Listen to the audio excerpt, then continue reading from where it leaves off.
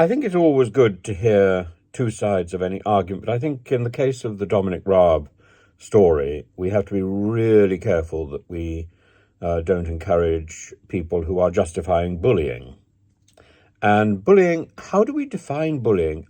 I have tried so many times to define this, but the more you try and define it, the more you restrict its range and therefore put people who are being bullied in an uncomfortable position, in an even more uncomfortable position of not being able to articulate what is happening to them.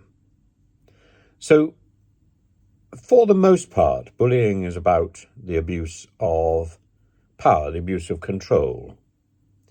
And I can't think of a position in society which provides more control than being a minister of the Crown.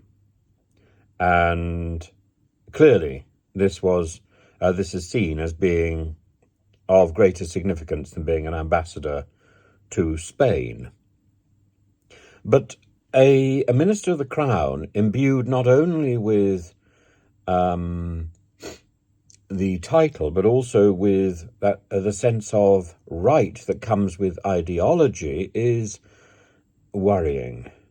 So an ideologue who doesn't do the work, who is demonstrably lazy, who would prefer to be slapping on factor 10 on the beach in Crete rather than getting on with the job and arranging for the evacuation of those many people who helped us in Afghanistan. There's the demonstration of just how lazy and useless Raab can be in office. I'm not saying he always was, but his reluctance to get back to his job when there was a serious crisis is a very interesting point and something that seems to be omitted in so many of the reports. Now, Jacob Rees-Mogg was interviewed yesterday, and of course he defended Raab, but in doing so he brought up a number of very interesting points.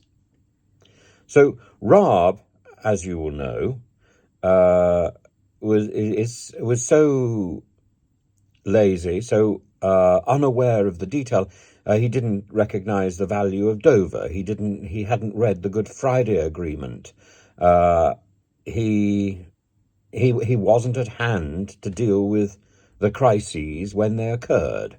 And yet at the same time, he was responsible for humiliating behavior, unreasonable behavior, aggressive behavior, all of these things in the report.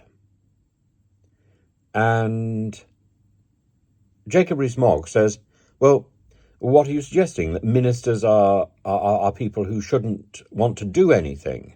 That ministers bow to the consensus of the blob being the civil service? Well, we know Jacob Rees-Mogg wants to get rid of a lot of the civil service. An unelected blob, that they should grow a backbone. He said that Raab's resignation was unnecessary and that actually the Prime Minister shouldn't have accepted it, that Raab was in a position where he was suffering from being surrounded by people who had set the bar so low, working under high pressure. If you are working for the civil service, you should be able to take a few knocks. Effectively, that was what he's saying.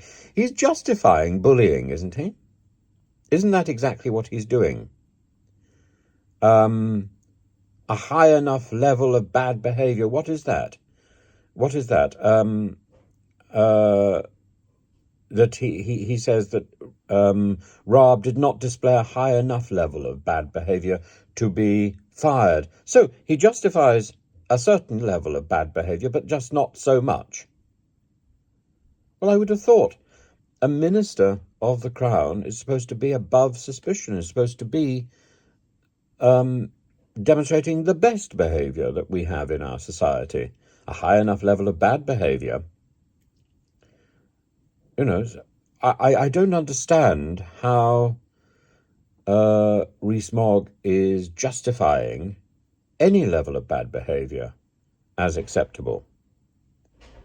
And he goes on to suggest that simply because people have been paid as civil servants, that they should tolerate a particular level of bad behaviour. I wouldn't.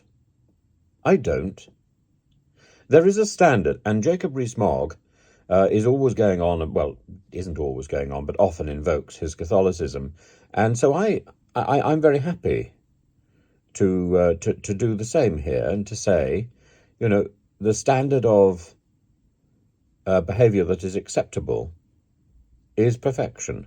There is an absolute standard of behaviour, and anything that falls below that is unacceptable. So if Jacob Rees-Mogg wishes to lower the bar, his expression, and say the standard of behaviour is minimal for a minister, then anybody can become a minister. Well, we've seen that in a way with some of the ministers who've been appointed. We've seen that. But is that the right standard? I don't think it is. And at the same time, why are we talking to Jacob Rees-Mogg? Surely he's abandoned his position in Parliament. Surely he's become a television personality.